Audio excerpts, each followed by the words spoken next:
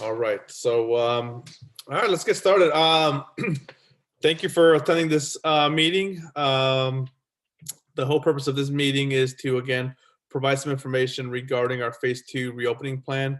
And just a quick introduction for those of you who are not familiar with the faces here. My name is Erik Briseno. I'm the principal at Eisenhower High School. In the screen, you'll also see Dr. Justin Clark. He's our associate principal, specifically assigned to curriculum instruction, the academic portion of it. We have Pete Hernon, who is our dean, one of our deans, specifically working with freshman students this year. And we have Mr. Timothy Baker, who is our assistant principal responsible for attendance and discipline. So if there are any specific issues, you usually deal with Mr. Baker. So without further ado, let's go ahead and begin.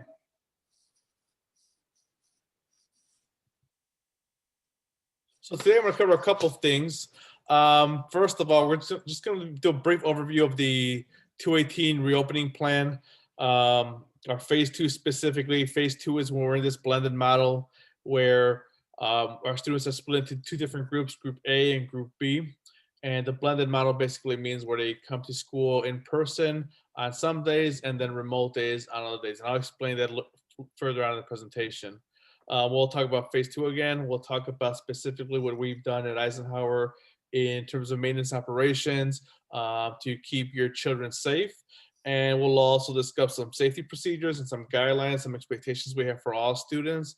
And human resources, we're not talking about. That was specifically, I left that in a slide for our staff.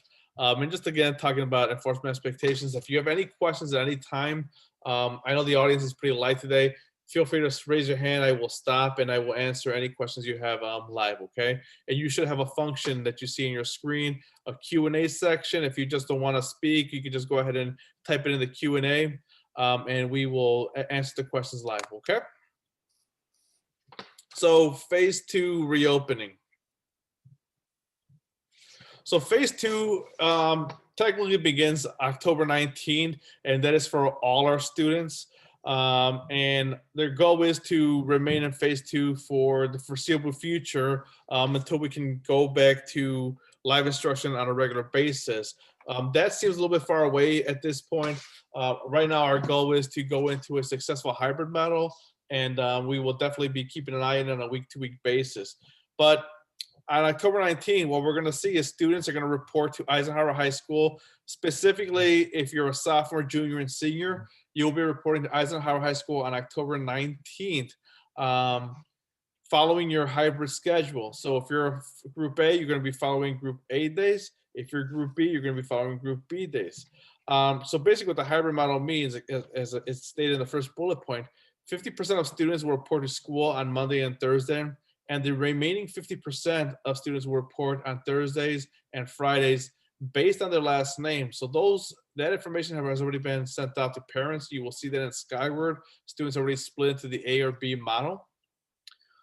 All students will be in attendance from 9:30 to 3:15. It doesn't matter if you're remote or in person. We're having our students basically log in live via Zoom with this new hybrid model on October 19th. So make sure you communicate that with your children that they're expected to be in attendance every single day on Monday, Tuesday, Thursday, and Friday. Lunch will be served in designated areas for students who are attending in-person instruction. Students will have independent learning days on Wednesdays. So one thing we're asking on Wednesdays is for those days to be specific catch-up days for our students. We've heard a lot of feedback from some of our parents that some of the students may be a little bit overwhelmed with some of the work. So we definitely get that. So we're looking at those days to be independent learning days, catch-up days for many students, or days where they can really contact our teachers and work specifically with them during their office hours.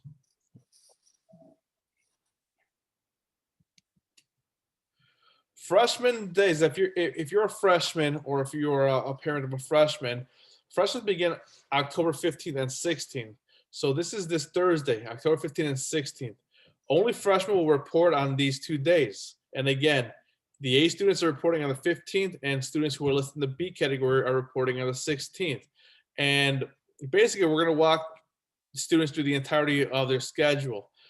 So if you've had a child at Eisenhower before who's been a freshman, we typically have had something called freshman days, where students are able to walk the schedule, find their locker, meet different coaches, activities. This year it's going to look a lot different. We're separating those 2 days specifically for freshmen because they have not been in the building, and we want to acclimate them to the specific building. But as you're well aware, there are no lockers this year. So our students will basically be going from first period all the way through 8th period, and we're going to have all our staff members really guide them throughout the way, telling them what stairways to go up, how to find a specific classroom. So it's going to be a good day for freshmen to kind of get acclimated with the building. All other students will log in remotely. So if you have a child who's a sophomore, a junior, or a senior, they're expected to log in as regular on October 15 and 16. Again, their hybrid model does not begin until October 19th. So the schedule is, again, 9:30 through 15. We've posted a number of informational videos for students. So if you have concerns about how to get on the bus, how does the lunch going to look like, please log on to our website. We have those videos linked on our website, and definitely take a look at them. I think it'll guide your student pretty well. So phase 2 blended learning, just to reiterate these points, this is what phase 2 blended learning means. 1, students will remain with their assigned group, either group A or group B, based upon their last names. Please check skyward to see which group your student belongs to. Student groups will alternate between in-person instruction at school and synchronized learning from home. So what's different about this is that we're going to have a group of kids who are in-person learning at one time, while the group was at home is learning through a synchronized model, meaning that they're on the computer while instruction is being presented in class to those students in live instruction, and vice versa when those hybrid days flip. Wednesdays, again, is independent remote learning for all students. On in-person days, students will follow their schedules while adhering to all Illinois Department of Health guidelines and CDC guidelines. And the last thing, on remote learning days, students will be required to follow their entire classroom schedule and engage in synchronized learning. And just to provide a visual of what this looks like, for example, if you have a student who is a group A student or a group B student, you should find this graph kind of helpful. So if I have a student who's in group A, my child's in group A, on Monday they report in-person instruction. On Tuesday, they stay home for synchronized learning. On Wednesday, they stay home and it's an independent remote learning day for them. On Thursday, they come back in person instruction at the school. And on Friday, they have synchronized learning, learning from home. And I'll make this again available through Facebook, and I'll also put this on our webpage. And I'll also make sure I put this on Twitter. So any parents or any family members who are confused, they could definitely look at this link again. And again, feel free to ask any questions throughout this whole presentation. All you have to do is type a question in the Q&A section and we will answer your question, okay? Safety. So here's what we're doing for safety, because I know this is a big concern for many of our families. Well, how do I know my child's going to be safe? Well, here's exactly what we're doing in terms of our maintenance is concerned, operations are concerned. Definitely school-wide cleaning throughout the day and disinfecting. So throughout the day, we're focusing on these high-touch surface areas. For example, the restrooms, the lunchrooms, the doors. Our maintenance staff has been working really strongly with our current staff in the building, and we will continue to do so with our students in the building, making sure those areas are wiped off. We have classroom supplies available for students to clean their space. So every classroom has a specific kit where if a student wants to use a wipe or take whatever disinfecting sprays and wipe off their desk, they are able to do so. We're fortunate at Eisenhower High School that most of our classrooms have windows that open to the outside. We're instructing our teachers to have those windows open. And I know as the climate change is going to get a little bit colder, but one thing that's a little bit different is that our students are not using their lockers this year, at least not for the first semester. So they will have their hoodies with them, their jackets with them. So that should keep them pretty warm throughout the day. And of course, we're going to use common sense. If it gets a little bit too cold, we'll definitely be closing those windows. Again, disinfecting and cleaning. Rest assured that our maintenance department has undergone tremendous amount of training We have specific pandemic response training from Spartan Chemicals.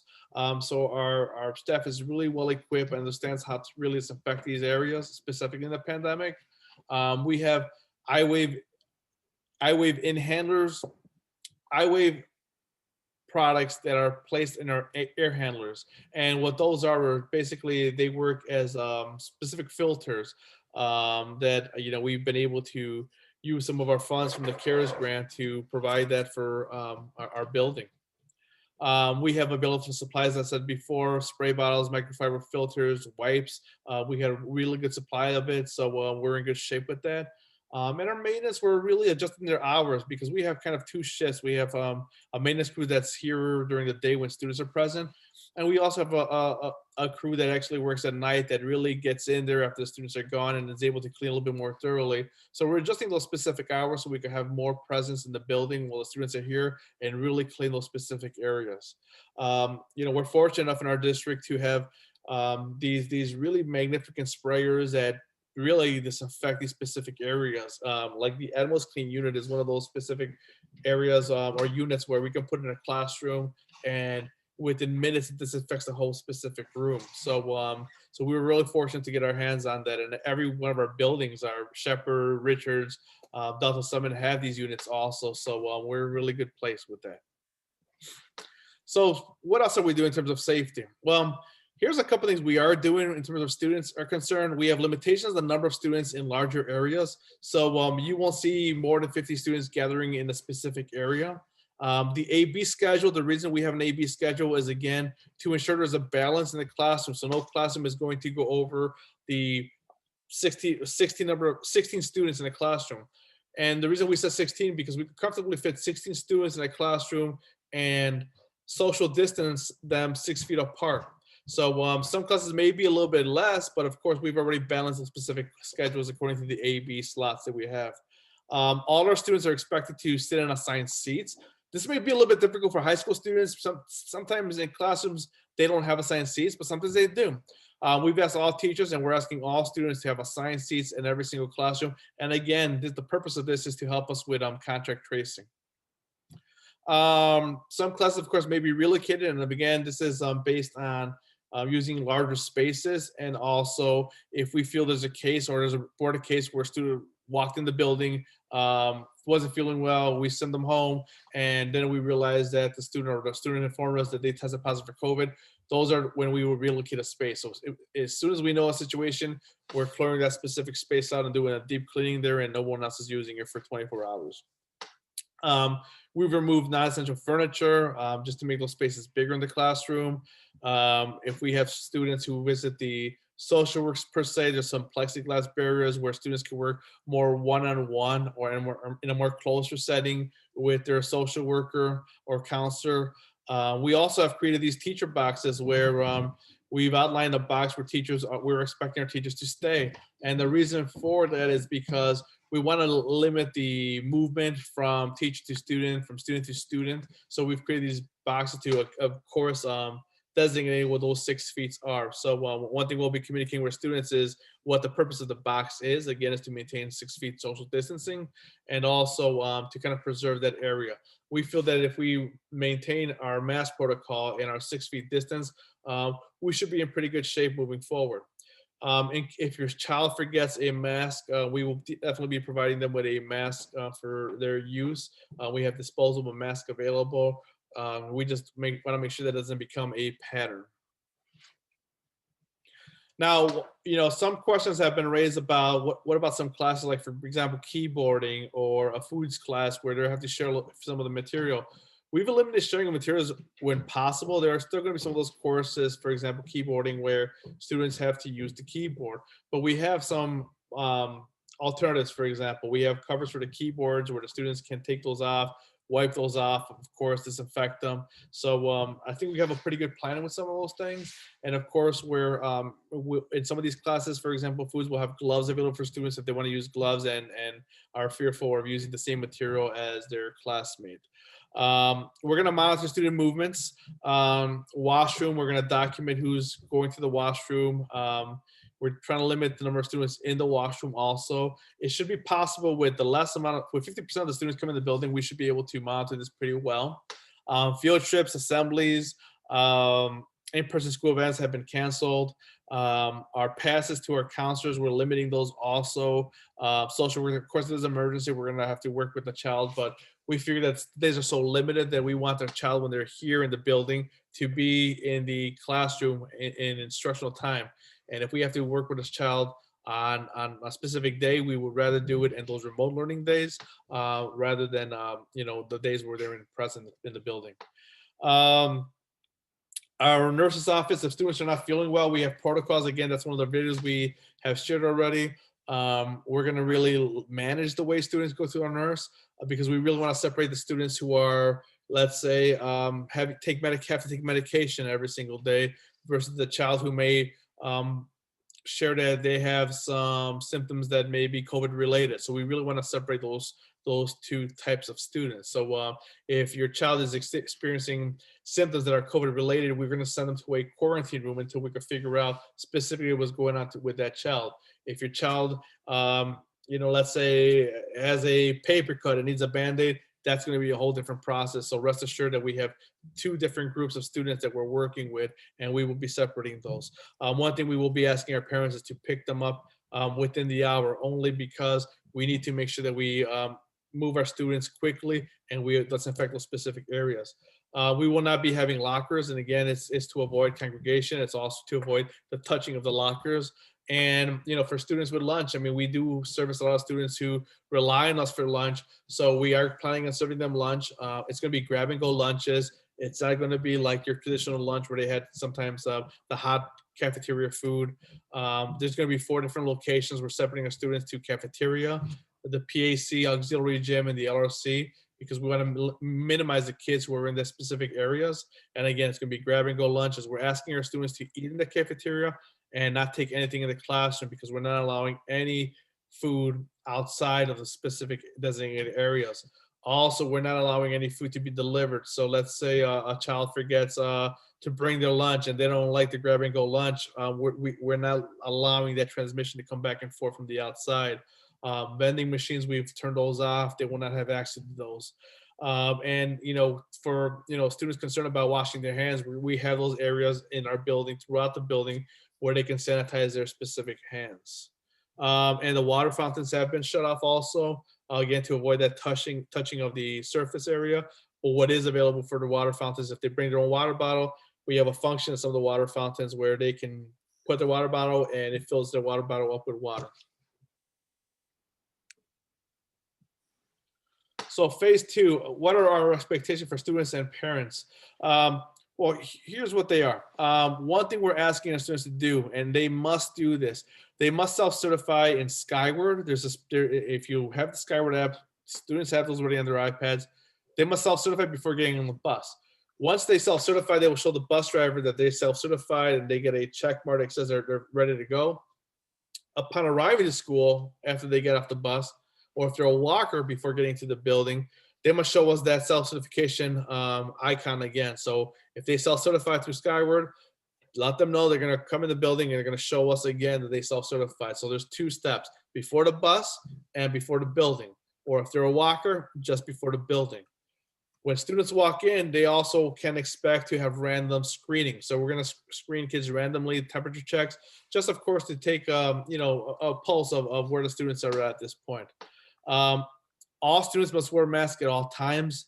There's no exceptions for this. If a student cannot wear a mask properly, we're talking about the face covered, the nose covered, then we're gonna have a conversation with parents and probably suggest that person is best working from home versus attempting the hybrid model, because the mask is going to be enforced and we need it for the safety of your children and the safety of our staff also. Students must sit in their assigned seats. This is during classroom. We may be looking at this at lunch. We got to see how this works a little bit, but I think when students finally settle down in lunchroom, they usually sit in assigned seats anyway. No eating outside designated area. So if your student comes in for breakfast, they grab and go bar, they're expected to eat it within that designated area. we're not allowing any food whatsoever in the classrooms. If you have a son or a child, for example, that may have a medical condition that maybe require them to eat food, we will have conversations with the nurse, and they will have a specific area where they can eat that snack during the class, or pulling them out of the classroom, designated area to eat with the nurse. No outside food again. Deliveries, please, please, please. Students cannot loiter in the hallways. We're going to be ushering them to specifically the classrooms. And again, social distancing and proper hand washing, we're going to enforce. Students, so if I'm a student, what is my perspective on blended learning model? Well, I'm just going to run through this again. I've talked about this already, but I want to just keep hammering the point in case there's any students who are going to watch this specific video. So if I'm a student, what I do is I wake up, I self-certify before I get on the bus. I make sure I have my mask on. If I feel sick, I don't come to school. So gone are the days where if I felt a little bit of sniffles, I still came to school. If you feel sick, stay at home. Upon entering the building, I have to show evidence that I've self-certified, and I may be subject to a random temperature check. If I walk in the building, I cleared everything out, I show them I'm self-certified, and I choose to grab breakfast, I know it's going to be grab and go, but I have to eat in my designated area, whether it's the auxiliary gym or the cafeteria. After I eat in my designated area, I head straight to class. So teachers are going to be in those rooms by 9 o'clock. So instead of hanging outside the classroom waiting for class to start, if you arrive early by 9 o'clock to 9:30, we're going to send you straight to class. And the expectation is going to be you go straight into your classroom and wait in there for class to start. So as soon as you walk into that classroom, you sit in your assigned seat. You follow procedures if you want to clean your desk. So if you you walk in a classroom, you find your seat, and you say, you know what, I need to disinfect it. You'll be guided with the procedures and how to disinfect your desk. After the bell rings, you head to your next class. You can use the washroom if possible. If you're not allowed to go into the washroom because there's too many kids already in there, you go straight to your classroom. They'll give you a pass to go to the washroom if you need so. Again, no congregating outside the classroom. Bell rings again. It's my lunch period. I go to my designated lunch period, and it's going to be assigned by grade level. So if you're a freshman, you're going to have a specific area. I think it's the cafeteria. If you're a senior, you're going to be in the PAC. And the other two groups, I forgot, but we'll definitely communicate that when they come in. And if you look at our video, it's been communicated there also. So what happens if I feel sick during school? I have a headache. I'll have to let my teacher know. Our security will walk them down to our quarantine room to get screened. Are they COVID symptoms or not? If they're COVID symptoms, we're going to keep them in the specific room, call the parents, and of course, follow CDC guidelines. If it's an issue where maybe the student's blood sugar is low, we're going to send them to the nurse room, but we're going to screen every student that comes down. And at the end of the day, we're not doing staggered dismissal time. That didn't work out for us. But we will definitely communicate with our students when the weather gets colder or if the weather gets rough, where they can wait, because sometimes when they're waiting for rides and the rides aren't there right away, students tend to congregate. So we're going to definitely have to move those students around to different classrooms, and we'll communicate with those students who get picked up as the 19th nears.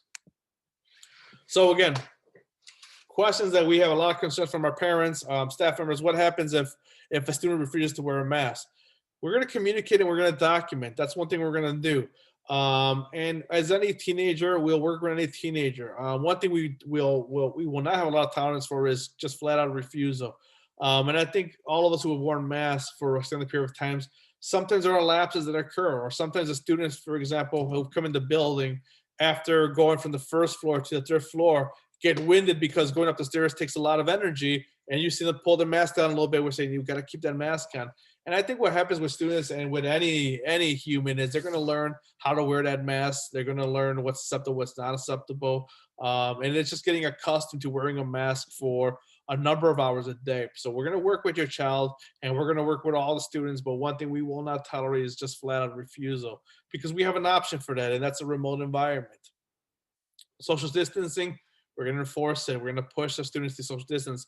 And we keep telling our staff, we keep telling our students, if you follow the mask rule and you follow social distancing, it's been proving to be effective. So if we do the right things, we know we can control this at our school. Hallways, we're gonna have security just ushering students along. Different expectations, go straight to classroom. Again, assigned seating, we have to enforce that. And anybody who's tardy, there's really should be no reason.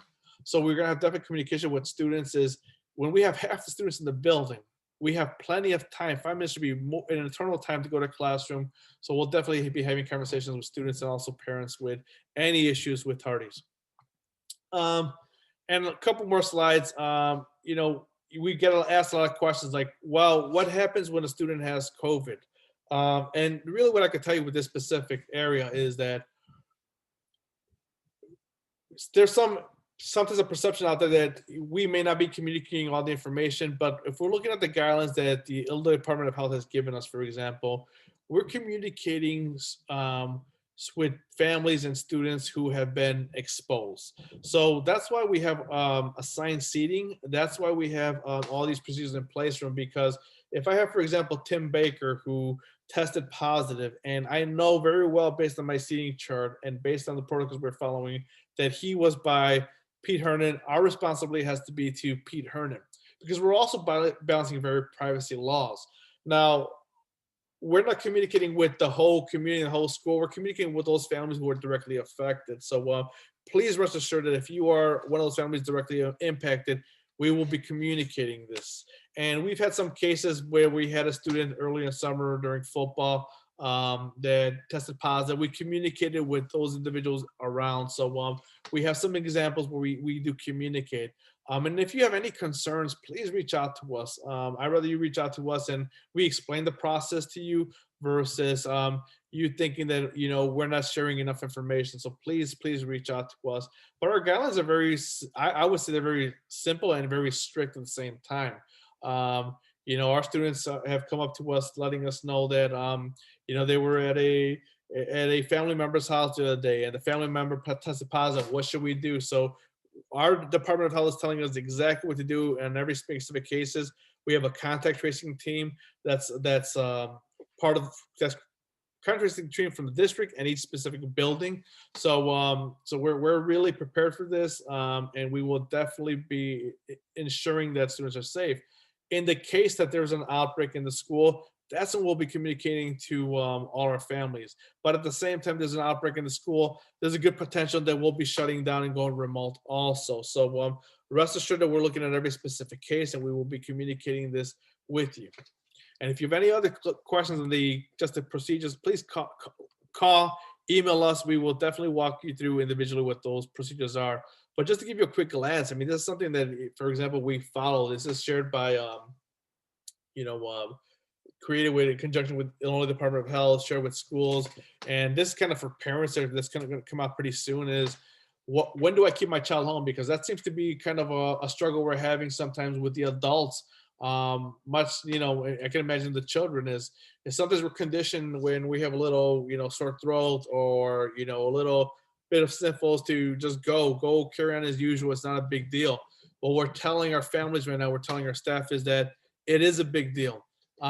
If you're not feeling well, stay at home. And we have the option also for those children and families going in a hybrid model is that you can log in from home if you're sick. But please, of course, the procedure remains the same: is contact the attendance office, and of course, we're going to be asking questions regarding what symptoms they have, and it could be a simple case where the child, ate something bad the night before and had to stay home, and that's okay. But just communicate with us because we will definitely be following up with everybody at this point. And I always say, let's just be safe than sorry, please. If any symptoms, then we will definitely be having students stay home. And sometimes, I think some parents could get upset because sometimes if we have close contact tracing, we might be having your child stay home for a number of periods. As you can see in some of this chart, we might be requesting tests for some of the students. So again, we do this again to ensure the safety of your child, and we do this again to save the safety of all the community at Eisenhower High School. So we're following the protocols, and we think if we follow the protocols, and some of them may be a little bit severe for sure, I think we could do our job to contain this virus. And this will be published, so you don't have to really kind of read everything right now. And again, you can watch the video again, and you'll see some of those those information on when do I keep my child home, and kind of what we're going to do. So definitely post those up there.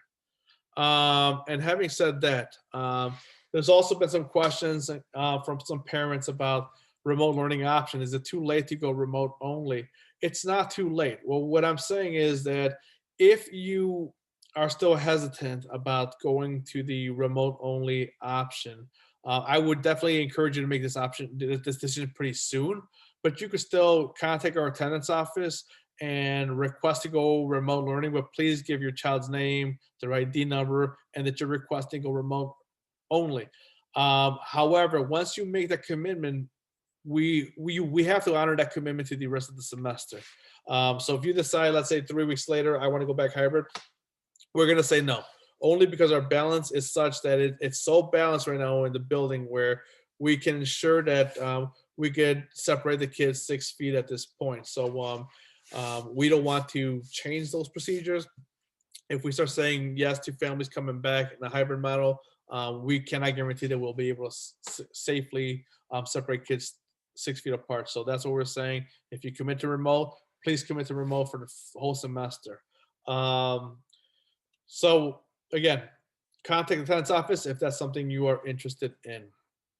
And that is it for the webinar. Is there any questions? Does anybody have any questions? Please feel free to ask. Mr. Baker, Hernon, or Mr. Clark, if I missed anything, if you could jump in. No, this will be a record if no one has any questions. So if someone asks something, please hit that Q&A button down there and ask a question. No question. No question is too obvious. We'd rather have you ask it than not.